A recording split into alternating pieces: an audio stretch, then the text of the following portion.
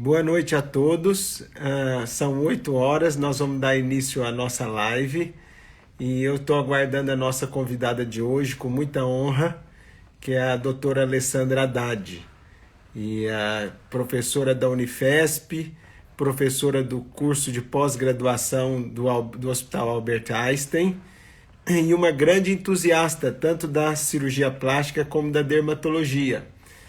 E obrigado a todos vocês que estão aqui presentes. Acho que vai ser muito proveitoso a nossa conversa hoje. E enquanto a doutora Alessandra ela teve um pequeno contratempo, ela demora uns minutinhos para entrar.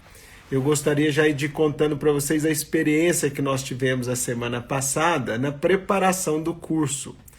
Então nós fomos a equipe completa para Balneário Camboriú e fomos muito bem recebidos. É impressionante a estrutura que nós encontramos no Instituto Lapidari. Eu queria agradecer aqui a Flávia, a Lília em pessoa, que nos receberam maravilhosamente bem.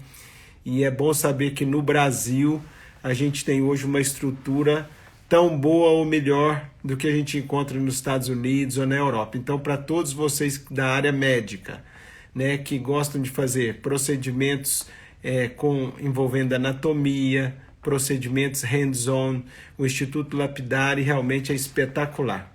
E nós encontramos também uma qualidade de dissecção anatômica. Nós podemos realizar toda a dissecção anatômica da face, que nós vamos mostrar para vocês muitos detalhes e vão ser muito interessantes, porque a gente pôde encontrar detalhes que numa dissecção normal a gente não veria e que mesmo em pacientes, né, durante a cirurgia eu não teria oportunidade de mostrar para vocês. Então, tem que agradecer muito, né, a oportunidade que nós tivemos daquela espécime, do cadáver fresco que nós pudemos utilizar, né? Agradecer sempre também a família desses doadores e realmente a gente pôde demonstrar muitas técnicas diferentes, locais diferentes de fazer os preenchimentos para vocês, os pontos de perigo, os pontos de segurança, né?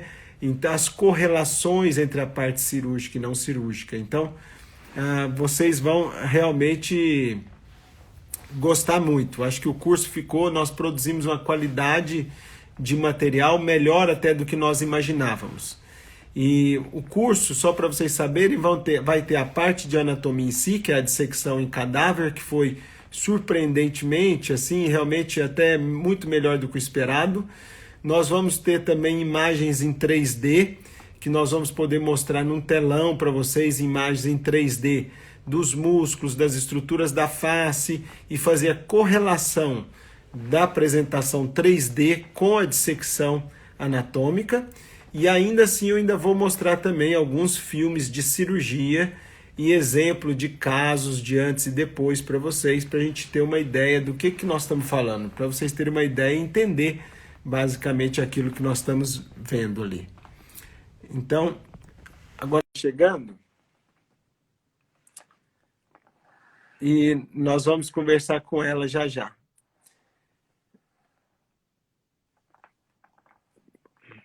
Ela já está se conectando.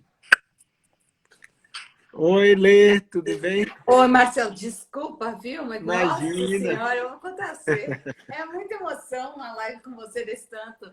Não, imagina, Olha, ó, é um prazer. Eu estava aqui te apresentando, mas eu acho que você podia atrasar mais uns 10 minutos, porque só para eu te apresentar eu demoro 10 minutos, entendeu? olha só, que é bem recíproco isso tudo, né? Você sabe que é bem É, recíproco. A Roberta te contou o que aconteceu? contou, sim, mas a vida tem isso, né? A gente supera, mas Eu, você já está plena e está linda, viu? eu vou falar pra você, desci de escada, falei, não posso atrasar. E o pior é que eu saí do consultório. Falei, ó, ninguém marca mais nada a partir de 6h30, que eu vou tomar banho, vou me organizar para a live com o Marcelo, pronto. Cheguei Então, em casa, não teve banho, não teve organização nenhuma. Aí, daí mas, um pouquinho, eu liguei no consultório e falei, vocês não fecham nada, deixa tudo aceso. E uma de vocês me espera que eu estou voltando para o consultório. Doutora, mas o que aconteceu? Eu falei, olha, mas foi deu ruim. perfeito. É. Foi o tempo perfeito, viu? Da gente fazer a introdução. Eu estava primeiro apresentando você, o fato de você estar aqui, né, Lê? Além de eu te admirar muito como profissional, eu acho que você também foi uma das primeiras entusiastas, né? E primeiro você criou o curso de pós-graduação e depois você uniu essas especialidades, que é a dermatologia e a cirurgia plástica, né? Você foi pioneira nisso, até deve ter encontrado resistência no começo também, né? Mas hoje você se tornou uma referência disso, né? Olha, Marcelo, eu vou te falar uma coisa. Primeiro que é super recíproco, para mim é uma admiração mútua, você sabe, tanto que você é minha escolha para muitas coisas, inclusive para ser até meu médico. Então, assim, é uma admiração mútua pelo seu trabalho, pela sua postura, pela sua integridade, enfim. E eu acho mais bonito ainda quando a gente vê a equipe que trabalha com você, como a equipe gosta de você e te respeita. Então, isso tudo mostra que não é que é uma coisa que você sozinho, que você respeita o crescimento coletivo. Então, a admiração é mútua. E eu vou te falar que a minha história na cosmiatria, ela começou em 97. E foi com o Dr. Baruti, sabe, Marcelo? O Dr. Baruti era um pioneiro, ele era uma pessoa com uma visão muito grande. Quando eu casei com um cirurgião plástico. E o Uhum. Baruti falou para mim assim, olha, você vai brigar pela mesma área do seu marido. Então, vai fazer uma coisa, que é uma medicina nova que está nascendo no mundo, que é a medicina de agulha. É a cirurgia plástica de agulha, não é cirurgia plástica de bisturi. Olha o que é um homem visionário. Escreveu Isso há 25 anos atrás.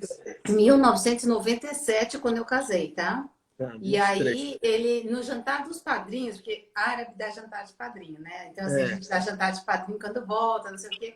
E aí, no Uhum. jantar de padrinho, que eu e meu primeiro marido, nós nos conhecemos na mesa cirúrgica do Baruch. Nós dois fomos assistentes dele, nos conhecemos ali, ele foi nosso padrinho de casamento. E aí falou para mim, queridinha, olha, ele fala, todo mundo chamava de queridinha. Você vai brigar com seu marido, não sei o quê, vocês vão ter a mesma rede social, o mesmo ambiente. Então, tem uma medicina nova nascendo no mundo, que é essa medicina de agulha. E eu acredito muito nela. Eu acho que eu não sou ninguém para dar conselho, porque eu sou muito novo, mas eu vou te dar uma sugestão. Por que, que você não se aprofunda um pouquinho nisso? Porque eu acho que isso vai ser muito complementar. E aí eu falei para ele assim, mas como assim? Ele era presidente da ISAPS. Nesse momento ele era Uhum. presidente da ISAPS. Ele falou, olha, eu tenho vários amigos no mundo que eu posso te apresentar e te encaminhar para você aprender um pouquinho. E eu estava no primeiro ano de casamento. Então ele falou assim, olha, tem um pessoal na Argentina e tinha um pessoal que fazia muita injeção de colágeno na Argentina, que era amigo dele. Na França, eu conheço pessoas que fazem muitos cosméticos e peelings e essas coisas. E nos Estados Unidos, eu sou muito amigo do Tom Baker. O Tom Baker é do Baker e Gordon. O Baker e Sim, que Gordon de começou hoje todo. estão. Que era De hoje uma estão. sumidade em peeling, né? Quando ninguém sabia muito de peeling, ele fazia bastante peeling, né? E ele foi a primeira pessoa que começou a usar CO2 ablativo. E ele Uhum. era amigo do Baruch. Então ele falou: olha, se você quiser, eu falo com eles, você vai passar um tempo lá. Então, meu primeiro ano do casamento, eu fui guiada por ele, passei uns 3 meses na Argentina, depois 3 meses na França, depois 3 meses lá com o Baker e o Gordon. E ali eu vi que aquilo era muito promissor. Eles compraram o CO2, Marcelo, e eles ainda usavam dermabrasão mecânica e peeling de fenol, tendo o CO2. Então eu comecei a entender que tinha uma colocação para cada coisa e que aquele universo era grande que estava descortinando. E daí eu É. comecei nessa carreira assim há muito, muito tempo atrás. Isso Então, é assim, interessante, né, Lê? Que você percebeu que os procedimentos são complementares, né? Eu trabalhava com o Pitangui e, ao mesmo tempo que ele operava, ele pedia para a gente fazer laser de CO2, botox e preenchimento. Quer dizer, uma coisa complementa a outra, às vezes até no mesmo paciente. Não é que um tratamento elimina o outro, né? mas, Marcelo, demorou para nós, cirurgiões plásticos, acreditarmos nisso um bom tempo. Só Sim, realmente pessoas como o Pitangui, como o Dr. Barudi, que tinham essa visão, né? E graças a Deus que nós somos discípulos deles, que acabamos exato. podendo usufruir dessa visão na verdade, estender. Então, eu acho que foi né, na verdade, uma sorte a gente ter esses mentores, vamos dizer assim. Eu digo que é um mentor, uma pessoa que fez muita diferença na minha carreira, que depois, no fim, isso tomou uma proporção tão grande que tomou até o espaço da minha cirurgia. E o Baruch mesmo me mandava os pacientes dele, foi assim que começou o meu consultório, com pacientes de um nível até maior do que a minha idade, porque eram pacientes dele, que ele me mandava para eu poder fazer a complementação, o tratamento da pele, o preparo, o pós e tudo mais. E assim foi. Então, daí para cá eu vejo uma evolução enorme, né, nessa E, área. Elê, você sentiu, você como cirurgiã, né? Porque você já começou na cosmetologia como cirurgiã plástica. Isso te deu uma certa facilidade de entender a anatomia e do que fazer naqueles procedimentos, apesar que os procedimentos começaram mais não invasivos, mas hoje a gente já tem muitos procedimentos minimamente invasivos, né? Eu vou te falar assim que eu tive muita facilidade com o que era relativo à profundidade, relativo à superfície. Eu tive mais dificuldade. Então, eu fiz 2 anos de dermato para complementar a formação, 2 anos de um estágio de dermato para poder complementar essa minha formação. Mas o que eu vejo é que assim os procedimentos que a gente fazia na profundidade eles superficializaram e os que os dermatos faziam na superfície aprofundaram. Então, nesse sentido, as anatomias passaram a ser muito importantes nesse todo. E eu acho que o cirurgião tem até assim uma facilidade maior pela formação, mas eu entendo que hoje não existe tratamento estético sem uma base anatômica. Eu acho que é o fundamento de tudo. E você que tem o curso de pós-graduação, né, Ale? Porque seu curso de pós-graduação já é um sucesso, né? Há vários anos, eu vou falar aqui, o pessoal todo já deve saber, mas faltam vagas para estudar com a Alessandra. E realmente é um sucesso todo ano. E a gente vê os alunos saírem muito bem impressionados e todos recomendando amigos para fazer no próximo ano, né? E o que a gente nota também é que o cirurgião plástico, a maioria deles, agora está mudando também, graças a Deus, entendia muito pouco da tecnologia, ou tanto da anatomia de superfície, ou das tecnologias em si, do laser, do ultrassom, da radiofrequência, como funciona cada tecnologia. O cirurgião plástico não tinha muito conhecimento disso, né? Nenhum, Marcelo. Assim, eu acho que não tinha um pouco de preconceito. Então, assim, no começo eu sofri bastante preconceito e tudo mais, mas eu acho que essa barreira foi nitidamente rompida. Então, assim, por isso que eu acredito muito nessa conjunção das especialidades, porque o cirurgião plástico não tinha essa coisa da superfície e hoje precisa vamos dizer, dessa visão, né? Quando eu falo superfície, estou falando derme, epiderme, matriz extracelular, essas coisas. E o dermato também não tinha. Quando o procedimento começou a ficar tridimensional, o dermato também não tem a noção da profundidade. Então, também essa conjunção passou a ser interessante para eles. E lá na pós-graduação do Einstein, o interessante é que os coordenadores nós somos uma dermato, um plástico e um vascular. Então, o vascular fica só ali, ó. Isso aqui é perigo, isso aqui dá risco, isso aqui dá ruim, não sei o quê. E a Isso. dermatos, olha, então vamos condicionar a pele. Essa pele está doente, não dá para tratar. Essa pele está inflamada, não dá para operar. E eu fico ali só fazendo a parte estrutural do procedimento. Então, eu acho que essa conjunção é uma conjunção que foi muito feliz, né? E eu vejo que na anatomia, até nos cursos que nós damos em Barreto, eu e a Abelard, a gente já tem um curso há 5 anos em Barreto, que a gente acaba juntando plásticos e dermatos na mesa, Marcelo. Quando tem um plástico e 2 dermatos, o serviço, assim, o aproveitamento é muito maior, porque Muito maior. Eu falo que a gente aprende muito mais, né, quando a gente está com uma especialidade afim, porque muitas vezes a gente está só trocando experiência entre a própria especialidade, a gente está revendo a mesma coisa, né? E é muito interessante que a gente aprenda com essas outras especialidades, né? A tecnologia evoluiu muito. Quando você começou, tinha só o laser, mas o ultrassom, a radiofrequência, essas coisas, não tinha nada ainda, né? nada, só tinha laser e ablativo.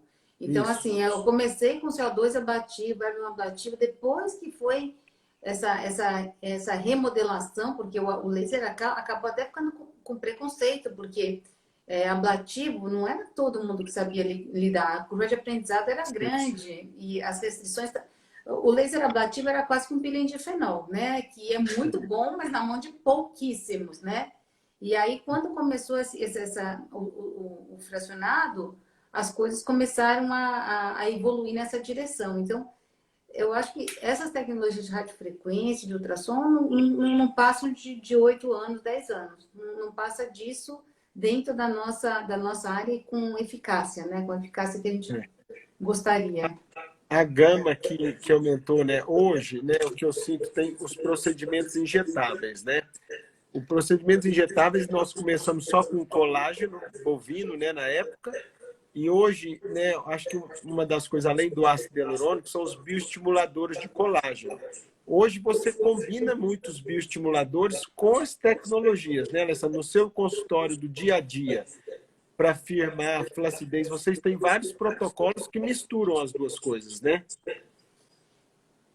Duas ou mais. Então, assim, às vezes a gente até coloca nesses protocolos, às vezes até fios, enfim. Mas o que eu acho, assim, super interessante, Marcelo, a minha visão de cirurgião plástica é assim, qual que é o boundary, né? Qual que é o limite aonde esses procedimentos têm que parar e tá na hora da cirurgia, né? Porque o que eu vejo que falta muito nesse universo, e por isso que as pessoas estão ficando infladas, é porque as pessoas estão tratando flacidezes excessivas, que seriam cirúrgicas, com procedimentos. Então, eu sou muito a favor de ir combinando, ir num trajeto, mas tem uma hora, né, um limite, um certo boundary, uma certa delimitação, onde dali para frente, só a cirurgia vai ser uma opção de um bom custo-benefício para o paciente, sabe? O que eu acho interessante, que eu sempre falo, né, Lê, é que as duas especialidades formam um equilíbrio. Porque se você faz as duas coisas, você vai estar sempre fazendo de maneira suave. Então, se você faz um preenchimento, uma remodelação, né, não cirúrgica, e enquanto a paciente está bem, precisa de pouco volume, ela está ótima, natural e tudo. Aí ela faz uma cirurgia e ela vai ter mais 14, 15 anos para continuar o tratamento de uma maneira suave. Então, tanto a cirurgia foi suave, como o pré e o pós, que é o tratamento que é contínuo, também vai ser suave. Né? Se eu acho que a pessoa só quer fazer cirurgia de 5 em 5 anos, ela não vai ficar bem. E se ela também só injetar durante muito tempo, ela também não vai ficar bem. Exatamente. Quanto mais adequados forem os momentos, mais naturais são os resultados, né, que a gente tem. Então, essa sua colocação é maravilhosa, porque às vezes uma cirurgia um pouquinho mais precoce, ela te isenta de fazer uma série de procedimentos que poderiam ser, vamos dizer assim, entre aspas, até deformantes, se insistentemente realizados. E aí, depois, a continuidade, ela é muito mais fácil. Então, essa conjunção, né, dos momentos, eu acho muito importante, por isso que tem uma hora que às vezes eu falo para o paciente, olha, a cirurgia é uma coisa fora da sua, né, do seu pensamento? Não, porque nesse momento eu acho que o melhor para você seria isso. Eu te falo como cirurgião plástico, embora não sou eu que vá te operar, mas eu acho que esse é o seu momento. E aí você vai falar, não, olha, não dá, não quero, não vou, tenho medo. Falou, então a gente vai ter uma limitação que é assim, assim, assim, nós não vamos ultrapassar essa limitação. Então, eu acho que o que a gente precisa estabelecer daqui para frente é em cada área, sabe, Marcelo? Em cada área da face, quais são os limites que falam para a gente assim, olha, aqui a cirurgia vai ser soberana, aqui o procedimento vai bem. Eu acho que falta... O que é interessante, tá dando um pouquinho de eco, se tiver... Você está com o celular e o computador ligado? Os dois? Não. Não, tô não. Tô só com... Eu vou tentar colocar o fone, pera só um pouquinho. Porque está com um pouquinho de eco. Mas o que eu acho interessante, né, Lê, é que se por acaso tem algumas áreas da face que são melhores para o tratamento não cirúrgico e tem algumas áreas que o tratamento cirúrgico é melhor. Então, às vezes a gente fala a face como um todo, mas existem diferentes regiões assim para a gente tratar, né? E isso também é importante. Aí, acho que melhorou já o som, Lê. Já tá bom. Eu vou tentar achar o microfone. Mas falando para não deu nem tempo de conectar o microfone. Falando para as pessoas todas da live, uma coisa é interessante. Quando a gente está na metade superior do rosto, por exemplo, às vezes os procedimentos não cirúrgicos resolvem uma grande maioria dos problemas, principalmente em relação às rugas de movimento. E quando a gente está na metade inferior da face, aí eu sinto mais ou menos uma necessidade, às vezes, de algum procedimento cirúrgico. Então, isso é interessante. Mas o que eu acho é que, quanto mais vocês cuidam no consultório antes da cirurgia, então, né, a paciente que vem do seu consultório já com a pele linda, bem tratada, com bom volume no terço médio, o que que isso acontece? A minha cirurgia fica muito mais delicada e muito mais leve. Então, o que que eu notei ao longo desses 20 anos? Né, graças ao trabalho de vocês antes, a cirurgia diminuiu o trauma, diminuiu as cicatrizes, os resultados ficaram mais bonitos. Hoje é nítido, assim, falando de beleza agora, para o pessoal que está ouvindo, né? Se a gente pensar nas nossas avós, pais, hoje você vê homens e mulheres de 70, 70 e poucos anos lindos, que muitas vezes a gente se surpreende com a idade, entendeu?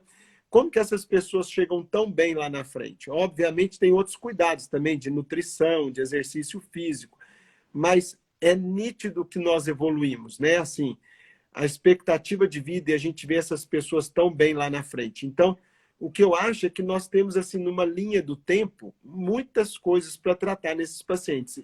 Em todas as idades, você tem algum procedimento que você pode melhorar aquele paciente. Mas eu nitidamente notei que a cirurgia ficou menor e mais delicada. E isso foi ótimo. Eu acho que foram graças aos procedimentos não cirúrgicos. E você acha que ela está muito mais no terço inferior do que no ela está focando muito mais no terço inferior do que no terço Então, médio e superior? isso, por exemplo, se você pensar na área dos olhos, então, que a gente faz muito laser, toxina, preenchimento, a cirurgia da área dos olhos ficou muito mais delicada e menor, com menos trauma. A cirurgia de olhos que eu aprendi há 20, 30 anos atrás, hoje é raríssimo de eu ter que usar. Então, é uma cirurgia de pálpebra muito mais delicada. Por isso que as pessoas falam, mas não ficou roxo, não ficou inchado. Óbvio, porque a gente entendeu que existem outros princípios, né? Se a pele da pálpebra, por exemplo, está muito fina, não é esticando que nós vamos conseguir alisar toda aquela pálpebra, entendeu? Então, realmente, a cirurgia de pálpebra encolheu. A cirurgia da testa, que a gente fala do terço superior, praticamente deixou de existir. Então, a cirurgia focou mais onde ela realmente é importante, que é o terço inferior, né, o famoso bigodinho chinês, a linha da mandíbula, que aí ela entra a cirurgia mais focada e um resultado que vai durar mais tempo naquele lugar ali. Muito porque também eu acho que essa parte de absorção óssea, ela é muito mais nítida, né? Muito mais precoce. Então, acaba que o contorno se perde mesmo e fica difícil de você estabelecer, melhorar essa flacidez. A ancoragem aqui é muito pequena, né? Para a gente conseguir melhorar sem o procedimento cirúrgico. Então, eu acho que acabou, o terço inferior, ele acabou ficando desalinhado com os outros dois, né? Por isso que a cirurgia acaba sendo muito efetiva nessa região como complemento. A doutora Luciana Bogo fez uma pergunta muito interessante aqui, que é se a fibrose que é proporcionada não atrapalha a cirurgia. Então, por exemplo, claro que muitos dos procedimentos não cirúrgicos, se a gente quer injetar um bioestimulador de colágeno, nós vamos fazer um fio, né, vamos aplicar ultrassom microfocado, e a intenção é criar alguma fibrose, alguma aderência. Então, eu brinco que quando eu vou operar, e eu sinto que essa pessoa está se cuidando ao longo do tempo, eu vejo nitidamente tem uma fibrose e uma aderência maior. Isso poderia criar alguma dificuldade se aquele cirurgião não tivesse tão acostumado a operar, mas de verdade, para mim, não atrapalha nada. E eu acho até que é bom, eu constato isso como que aquele tratamento foi eficiente, né? O que eu não gosto é de produtos líquidos, por exemplo, não absorvíveis, às vezes, principalmente quando eles estão injetados no plano errado, tipo o metacrilato ou o silicone líquido, porque aí isso vem a necessidade do curso de anatomia também, para saber o plano correto de injeção, né? Se eu vejo o Sculptra, desculpe o nome comercial, mas o ácido polilático foi injetado no plano correto, ele pode fortificar o SMAS para mim. Eu vejo o SMAS muito mais firme. E isso faz parte da minha cirurgia, não dificulta o meu descolamento. O que eu quero é que ele esteja no plano correto e não, por exemplo, profunda o SMAS próximo dos nervos, que aí sim ele pode, né, machucar se a gente for descolar no lugar errado.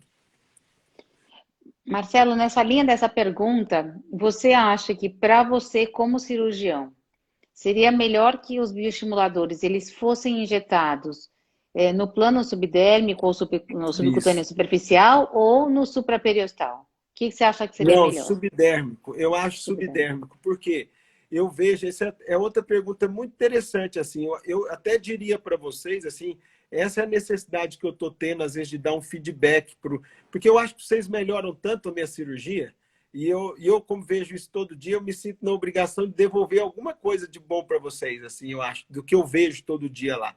Eu acho que os bioestimuladores no plano subdérmico e até subcutâneo são maravilhosos, porque eles realmente causam uma aderência, eu vejo fica mais firme, eles não dificultam o meu descolamento, porque isso é parte, o médico é que tem que estar adaptado a isso. E o SMAS, ele fica mais rígido, então Firme. é mais difícil dele rasgar. Porque eu vou até lembrar para aqueles que são cirurgiões plásticos que estão vendo que no passado alguns pacientes têm um SMAS, que é aquela parte que cobre o músculo, muito fina. E alguns colegas tentavam até usar tela para fortificar o SMAS. Eu brinco que hoje, se você tem um pouco de bioestimulador ali, você não precisa de tela, né? Porque realmente o SMAS é bem firme, assim. Como a gente descola também no plano profundo, eu acho que aí a zona de secção, por exemplo, se ele está subperiostal, ele também não vai atrapalhar a cirurgia. O que é ruim é o meio termo, é a pessoa que injetou nem subdérmico e nem subperiostal. Aí ele vai estar bem no meu plano de dissecção entre o SMAS e os nervos. Aí ele pode atrapalhar um pouquinho. Por isso que é muito, assim, Marcelo, eu acho que não todo mundo tem que passar pelo menos 2 cursos de anatomia de cadáver fresco. À medida que as técnicas vão evoluindo, você tem que voltar para o laboratório, porque a gente só tem, e na verdade, assim, a gente tem anatomia na faculdade, e essa anatomia que a gente teve, que ela era estática, e agora com esses procedimentos, ela está sendo reinventada num nível que a todo mês a gente tem artigos que mudam a nossa forma de injetar. Então, assim, só esse mês já saíram 2 artigos super importantes, anatômicos, que mudam a nossa forma de injetar. Um sobre o septo do corrugador profundo, que já muda a forma da gente fazer a toxina no corrugador, e o outro sobre a injeção dos terços do terço superior e dos septos de terço superior. Só isso já muda muito o posicionamento e tudo mais. Então, assim, voltar para o laboratório, para mim, é o que diferencia um injetor bom do injetor medíocre. Eu acho que essa busca da anatomia contínua não é uma estática, não é porque eu fiz um curso há 5 anos atrás de anatomia de cadáver fresco que esse curso vai valer a minha vida inteira. A anatomia está sendo revisitada, ela está sendo mudada, ela está sendo redescoberta de acordo com as nossas necessidades. Então, assim, é muito importante essa volta, sabe, pro laboratório para entender esses planos, para aprender a injetar, para pegar a mão, né, para segurança. 2 coisas importantes que você citou. Uma rapidamente que perguntaram aqui no chat, a doutora Luciana também, quantas cirurgias plásticas ao longo da vida, talvez, né? E eu posso falar para ela que essa mudança também foi em relação aos cuidados do consultório. Eu, quando comecei, o meu professor fazia de 5 em 5 anos. Então, a gente tinha paciente no consultório que operou 3, 4, 5 vezes ao longo da vida.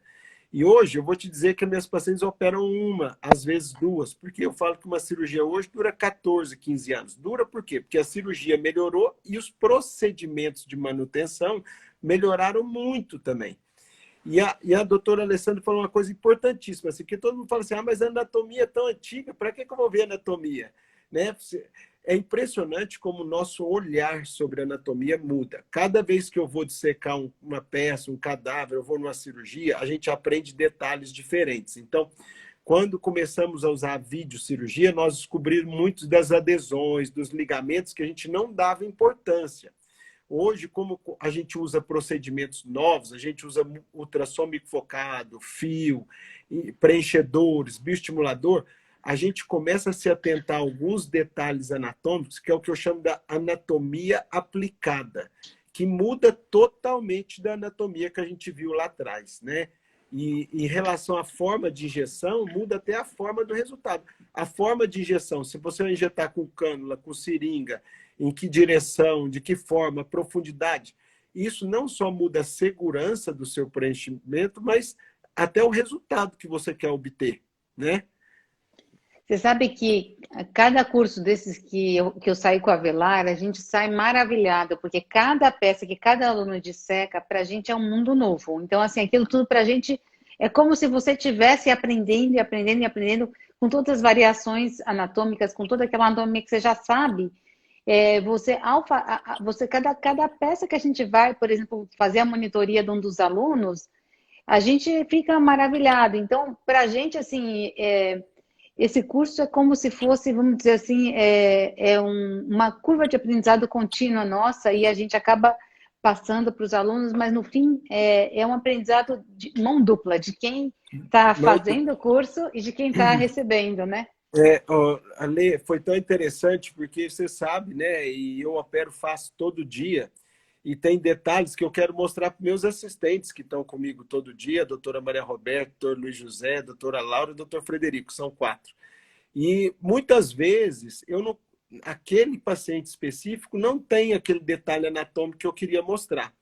E nessa peça eu fui tão feliz porque eles são muito bem preparados, né, todas as peças, e nós vimos pequenas variações anatômicas de ramos, de perigo, que às vezes é difícil da pessoa ver. Só você dissecando ali, cada vez que você vai dissecando, você vai aprendendo mais um detalhe novo, e aí você entende o porquê daquele perigo naquela região ali, entendeu?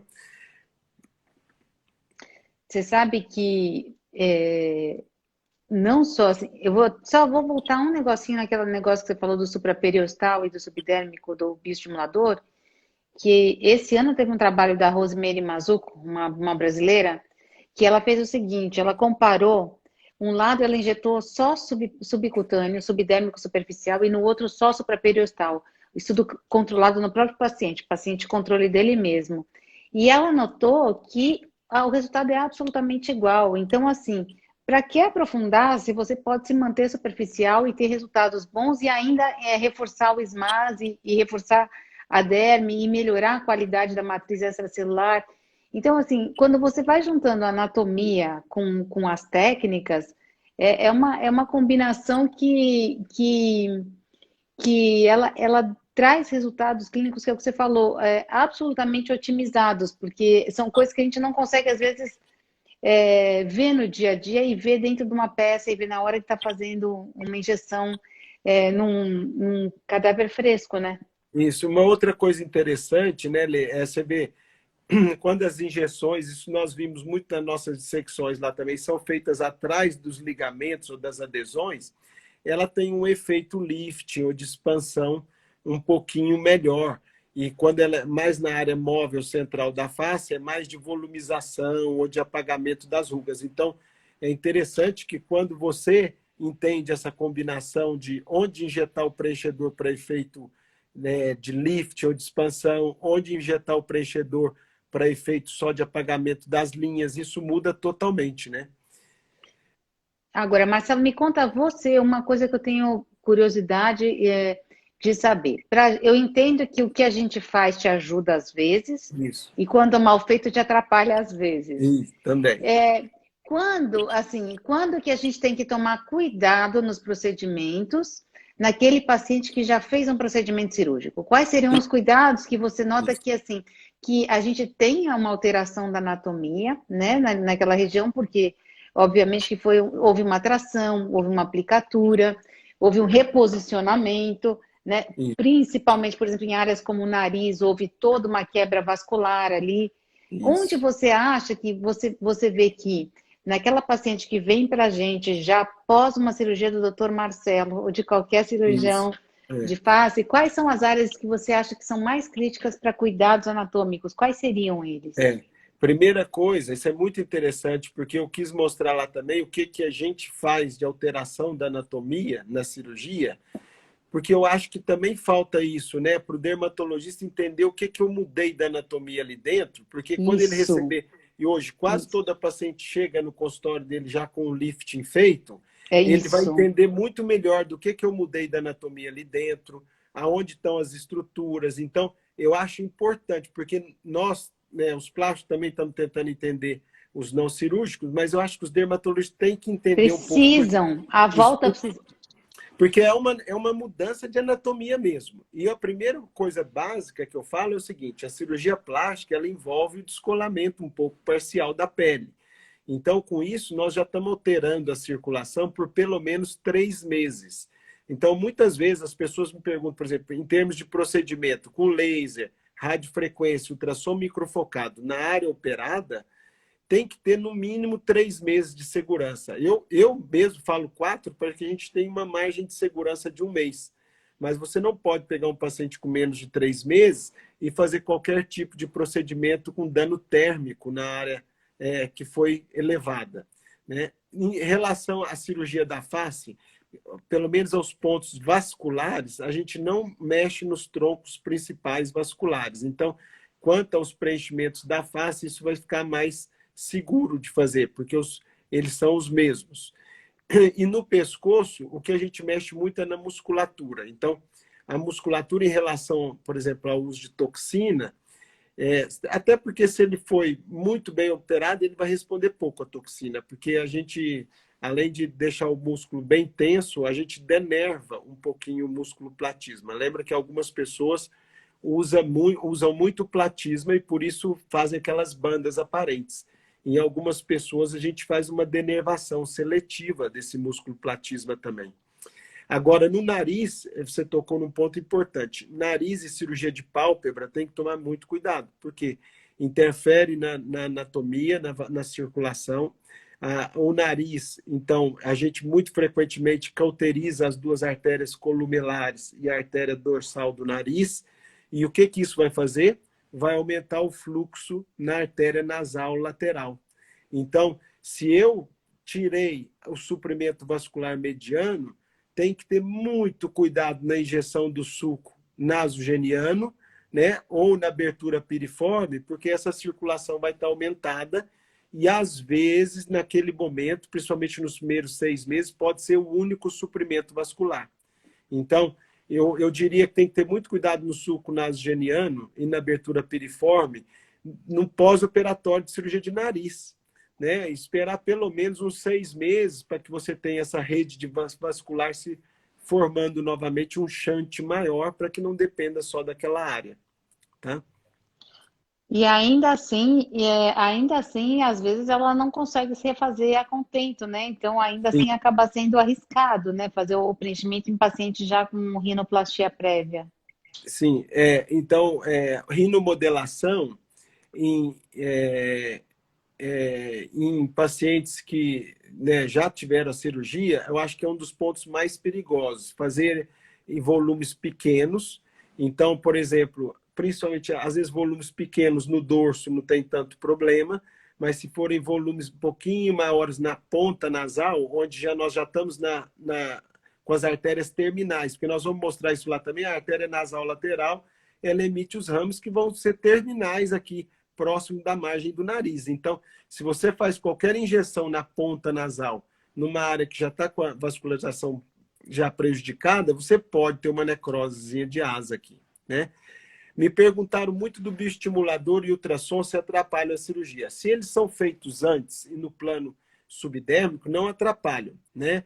E eu até com feedback para vocês também, eu vejo, tem procedimentos que eu realmente vi que funcionam, porque se a intenção é gerar aderência naquele lugar, ela gerou aderência, né? E os fios também, né, Ale? Eu gostaria que você falasse um pouquinho dos fios. Hoje os fios são usados para muitas coisas, tem muita indicação boa de fio. E os fios, eu gostaria que você lembrasse que não é só para tração, que os fios também são estimuladores. Fala um pouquinho dos fios. Então, eu acho que assim, o conceito de fio mudou muito e a gente tem que ir reeducando o paciente de acordo com essas mudanças. Então, quando eu comecei, eu fui lá para a Espanha, eram aqueles fios que a gente fazia cirúrgico, a gente abria aqui o temporal, fazia o fio, né, suturava, fixava cirurgicamente. Daí eles evoluíram para uma coisa que não era cirúrgica, mas ainda assim não era absorvível. E aí também não era uma coisa boa, porque o fio que não fosse absorvível, ele ficava, né, fazendo aquela, vamos dizer assim, aquela tração e os tecidos todos moles em volta, parecia uma cortina drapeada, aqueles fios rígidos. E aí, assim, com a evolução, eles começaram a ser absorvíveis. Então, e nesses absorvíveis, eles primeiro começaram com a tração pura, então a gente punha os fios com o objetivo absolutamente de tracionar e, secundariamente, eles também faziam um pouco de colágeno no trajeto começamos a ter resultados um pouco melhores com a mudança de técnica, mas hoje a gente tem, além desses fios de tração, a gente tem fios de bioestímulo. Então, são fios que em áreas onde a gente não pode colocar o bioestimulador líquido, por exemplo, porque são áreas que a musculatura é circular, né? E aquele bioestimulador líquido pode se acumular, fazendo pequenos grumos, que são periorbital, perioral. Esses fios de bioestímulo, a gente consegue fazer um mesh, né? Uma malha deles, e colocar, por exemplo, aqui na marionete, ou na pálpebra inferior, fazendo a função, ou até no malar mound, fazendo uma função, vamos dizer assim, contensora, como se a gente fizesse uma redinha de contenção, só que ao invés de ser uma tela profunda para fixação, é uma tela, vamos dizer assim, entre aspas, superficial para contenção e para bioestímulo localizado. Então, eu acho que, nesse sentido, os fios estão evoluindo de uma maneira muito rápida e a filosofia do uso deles também tem se reinventado cada vez que vem uma tecnologia nova de fio. Então, hoje, eu não acho que eles são primariamente mais para tração. Aliás, eu acho que para tração eles têm uma durabilidade bem pequena, principalmente paciente esportista, paciente que acaba, e quase todo mundo hoje faz um esporte, alguma coisa assim, paciente tabagista, tomadora de sol, o fio quase não dura, esses fios apenas de tração. Mas esses de bioestímulo a gente tem tido resultados um pouco mais promissores, vamos dizer assim. Ainda estamos numa curva de aprendizado, porque eles evoluem a cada dia, mas eu acho que vai ser uma coisa interessante como complemento em áreas de difícil abordagem, assim, localizada. Eu gostei muito de saber disso, viu, Alência? Já vou te mandar um monte de paciente pelo seguinte, eu brinco que a cirurgia, né, ela age muito na parte lateral, mas eu falo sempre que nós temos que tentar melhorar também a área central. E tem duas áreas centrais que sempre exigem muito cuidado nosso de tratamento, que é a área perioral, ao redor dos lábios, principalmente para quem tem aquelas ruguinhas chatas periorais, e as rugas ao redor dos olhos. Porque lembra, nós estamos falando de uma área de muita movimentação, onde a pele é mais fina. Aqui nenhum efeito de tração do lifting também vai melhorar essa área. Pelo contrário, pode até, se o médico fizer de uma maneira errada, distorcer, né? Então, eu acho que nas áreas centrais, esses complementos que você falou são muito importantes. A pele vai afinando e são rugas que a gente não pode, são músculos que a gente não pode parar, porque são importantes para a expressão. E mais uma vez a importância da anatomia, porque também são áreas onde esses músculos eles estão quase sem subcutâneo, né? Eles estão direto na pele. Então o imprint deles na pele é muito maior do que, por exemplo, um zigomático, maior ou menor. O imprint que os orbiculares fazem na pele, ele é um impacto muito grande, porque a camada de subcutâneo nessa região central, e a gente vê isso nitidamente na dissecção, né? Você vem com uma dissecção que você tem um compartimento de gordura superficial super bom, até que você chega nos bioredefiners, que são, e paradoxalmente, são justamente considerados bioredefiners, que são olho, nariz e boca, perioral, são os definidores da beleza facial, e são justamente as áreas onde a gente tem essa pele mais aderida, com menos subcutâneo, mais difícil da gente poder dar um tratamento. Aproveitando a pergunta da live também já aqui, até nessa área, o que você acha do Skin Boosters na área da pálpebra e perioral? Eu acho fantástico o Skin Booster. Na verdade, qualquer ácido hialurônico de hidratação. E por ácido hialurônico de hidratação tem que ser ácido de pequena partícula com crosslink para ele poder durar um período. Só que eu acho que ele tem uma indicação precisa. Em peles onde o afinamento seja basicamente pelo fotodano. Então, assim, as peles onde você tem uma desidratação, uma desvitalização, ou por fotodano, ou por falta de cuidado local, o Skin Booster é maravilhoso, porque ele faz como se fosse uma hidratação de dentro para fora. E aí, o que ele faz? Ele pega aqueles fibroblastos que estão ali naquela área, e por esse poder de hidratação, de ampliação, ele hidrata esses fibroblastos. Então, ele estica os fibroblastos. E o fibroblasto esticadinho, né? Ele produz mais colágeno. Então, por estiramento de fibroblastos locais, que é diferente da ação do bioestimulador, que na verdade ele tem um aporte de fibroblastos, ali ele otimiza o fibroblasto local. Então, ele não aporta, mas ele otimiza. E aí, nessas áreas, é muito interessante essa otimização, porque aí a gente tem um espessamento da derme, secundário à produção de colágeno por fibroblastos nativos otimizados. Ale, não só eles aprendem, eu aprendo muito com você. Podia ficar mais uns 3 dias aqui, porque eu estou adorando. Porque você vê que você já entrou em terapia celular, que é uma coisa que eu tenho uma fascinação muito grande por terapia celular. Eu acho que no futuro nós vamos ter muito isso ainda. E você já começou a falar de aporte de fibroblasto, estiramento, ou de melhorar o aproveitamento, ou melhorar o número de fibroblastos. Você vê que nós estamos caminhando, já está para anatomia microscópica ali. E isso também é um caminho Exatamente. sem volta. Na minha cabeça é sem volta. Então, Também eu acho. acho que para os médicos que querem tratar a pele, eu acho que nós vamos ter que começar a olhar muito célula. E vai ser nos próximos 8, 10 anos, a terapia celular vai ter um boom enorme. Você também não acha? Acho, e acho assim que uma das coisas que vão impulsionar muito isso é realmente os enxertos de gordura dessa forma otimizada que a gente está.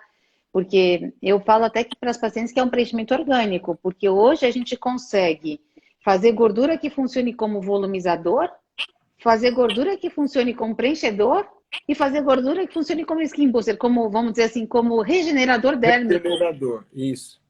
Então, com a mesma gordura, a gente hoje, com o que a gente já sabe de enxerto, a gente consegue fazer o que a gente chama lá no consultório de preenchimento orgânico, que é você colocar diferentes gorduras em diferentes níveis, com diferentes resultados estéticos, né? E todos eles agindo em célula-tronco. Então, assim, eu acho que realmente para o futuro isso vai ser de um impacto enorme, porque não vai ter como a gente não trabalhar nesse nível de célula, celular e molecular. Exato. Então, você vê que é interessante isso para todos os colegas. Eu sou cirurgião, né? Às vezes as pessoas acham que o cirurgião só pensa no macro, né? Mas a cabeça tem que ser aberta. Você tem que pensar desde o macro até a parte dérmica e depois a parte celular. Tudo, na verdade, está integrado. Nosso paciente é um só, né? Ele que tem que se beneficiar disso. Não que você precise saber de tudo, mas que você tenha profissionais maravilhosos, como a lei, que a gente pode referenciar e fazer isso, porque eu acho que isso vai melhorar o tratamento. Quanto mais aberto e mais conhecimento a gente tiver, melhor a gente vai deixar os nossos resultados, né? Você não nota também uma melhora muito grande na pele quando você faz enxerto de gordura? É impressionante, não é? É impressionante, assim, é uma das coisas que me chama muito a atenção de quando eu comecei para hoje é a melhora da qualidade da pele. Praticamente todos os liftings que eu faço, eu injeto um pouco de gordura e também faço laser na hora da cirurgia. Isso, na hora, porque depois vocês vão cuidar depois. Mas por quê? Porque eu acho que a melhora da pele é nítida, né? E eu acho que se você não trabalhar a melhora da pele, realmente, às vezes, o tratamento fica muito pobre. É interessante porque a paciente nota isso também. Então, depois ela tem interesse também de manter a pele depois ao longo do tempo. Porque eu falo que, né, eu gosto muito dessa palavra, patients for life, né? Você não vai fazer uma intervenção e esse paciente simplesmente não vai ter mais nenhum trabalho. O que nós vamos é orientar os melhores tratamentos, né? E nunca deixar passar dos limites, que é aquela que você falou muito bem, a sensibilidade estética de cada um também, né?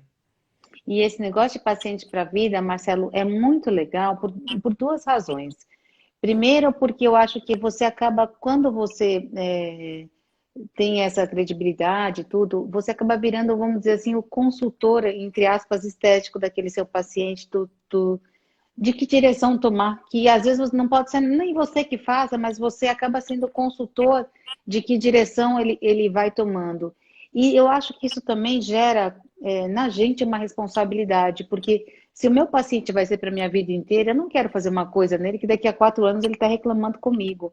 Eu quero fazer uma coisa que daqui a 4 anos nós dois estamos felizes e nós continuamos pacientes. Eu tenho pacientes de 20, 25 anos, tenho pacientes que eram do Barude, que são pacientes minhas até hoje, e que eu tratei as filhas e as netas, e assim, eu acho que a gente tem que, sempre que entra uma coisa nova no mercado, a gente tem que pensar assim, daqui a 5 anos essa paciente vai ser minha, eu vou responder por isso, né? Eu vou ter responsabilidade de responder por isso. Então, esse Patients for Life, ele é tanto no sentido da gente dar o segmento, quanto a gente passar para nós a responsabilidade de aprender cada vez mais, né? Para poder Lê, manter. para prestigiar os nossos participantes aqui, que são muito bons, né? Eu já vi várias pessoas de altíssimo nível aqui que estão nos acompanhando, né? Tá a doutora Gabriela Schwartz, a doutora Virginia Nossa, Maia. Gabi, que legal. Eu não É, estou conseguindo ver ninguém aqui, então não estou nem e dando oi, porque eu não... o que a gente quer, eu quero saber também, que me perguntaram aqui, o tratamento para marca profunda de acne. O que você indicaria para tratamento das marcas mais profundas de acne? Então, assim, a gente tem três tipos de cicatriz de acne no rosto, né? Então, assim, a gente precisa avaliar o paciente e entender qual é a porcentagem de cada uma no rosto dele, porque a escolha do tratamento não é a mesma. Então, a gente tem aquelas cicatrizes que são as rollings, a gente tem as box scars e as ice picks. Então, tem um tipo de cicatriz que, infelizmente, ela não vai ser tratável e, geralmente, o paciente tem uma mistura dessas três.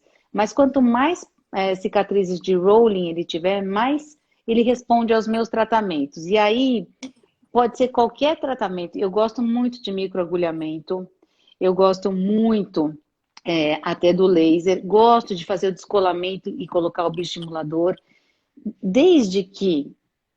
Qual que é o segredo para a cicatriz de acne? Tudo ela vai responder se você fizer colágeno embaixo dela para ela subir. Só que ela tem que ter, ela não pode ser funda a ponto de não ter derme, porque qualquer desses tratamentos, microagulhamento, bioestimulador, laser, como é que eles vão agir? Eles vão fazer, aqui tá o fundinho, eles vão fazer o colágeno e o colágeno vai subir aquela cicatriz. Então, o princípio básico é, eu tenho que ter derme aqui embaixo. Porque senão o que acontece? Se eu não tenho derme, vai fazer colágeno aqui, ó, e ela vai até piorar a minha cicatriz. Porque o colágeno vai ser feito ao redor da minha cicatriz. Então aí eu tenho que ressecar cirurgicamente essa cicatriz. Então, qualquer cicatriz que seja distensível, quer dizer, você estira a pele e ela distende, ela vai responder. E aí o tratamento é qualquer um que você induza a formação de colágeno de uma maneira efetiva. Então, eu não tenho assim um só, eu tenho um conjunto, mas é o paciente que vai ditar. Mas acho que respondeu muito bem a pergunta, e porque realmente é isso que você falou, os mais profundos que não têm derme pode associar uma pequena ressecção cirúrgica. Eu fiz bastante casos já, inclusive, que a gente faz micro ressecções com pequenos pontos quase invisíveis nessas áreas que não tem derme. Isso. E aí, claro, vocês completam. Então, eu acho que essa combinação de pequenas ressecções nessa área sem derme e na outra, aí realmente ficam muito bons. Porque você transforma a cicatriz sem derme numa cicatriz Isso, com derme. Aí fica com tudo derme. mais fácil. Isso, e já é uma cicatriz. Então, se você faz uma ressecção bem feita, e a gente normalmente dá um pequeno pontinho de 6 zeros em cada uma dessa depressão, é praticamente imperceptível depois. Assim, quem vê uma primeira vez, às vezes fica impressionado da gente dar aquele monte de pontinho no rosto, mas depois de um tempo, vocês olham e não dá para ver nada. Mais uma vez a combinação, né, das duas coisas. Lê, mas eu gostei muito, eu já vou te agradecer, nós já estamos aqui mais de 50 minutos, né? Eu falo que com o seu conhecimento, se eu ficasse 3 horas aqui, eu acho que eu aprenderia muito mais ainda, né? Mas eu gostei muito de ter você aqui. Eu acho que a mensagem principal, né, é que a gente não pode parar de estudar, né? Então, assim, eu vejo, assim, cada ano que a gente aprende, a gente tem um olhar diferente sobre a mesma coisa, seja Exatamente. cirúrgico ou não, né? Eu brinco com meus assistentes que, às vezes, de uma semana para outra, eu já mudei uma rotinazinha na cirurgia. Por quê? Porque a gente tem que acreditar que está melhorando sempre, né? Se a gente acha que não tem mais nada para receber, nós não vamos melhorar mais nada, né? Então, não é isso? Exatamente. Tomara que a gente se encontre agora no laboratório de anatomia para discutir tudo isso pessoalmente e criar Pessoalmente. novas estratégias de intercâmbio e de ensino, né, Com Marcelo? certeza. Vamos desenvolver essa parte também de terapia celular. Eu acho que a gente tem muita coisa boa que a gente pode fazer junto nessa terapia celular, né? Muito, sem Então, dúvida. um beijo, Ale. Obrigado a todos vocês Foi por uma essa honra, obrigada a live. todo mundo que estava escutando a gente. Assim, é uma honra estar aqui no Lapidário com você, Marcelo, e com todo mundo que está aqui. Pronto. E uma ótima noite para vocês. Obrigado, viu? Beijo, beijo. Obrigado. Beijo.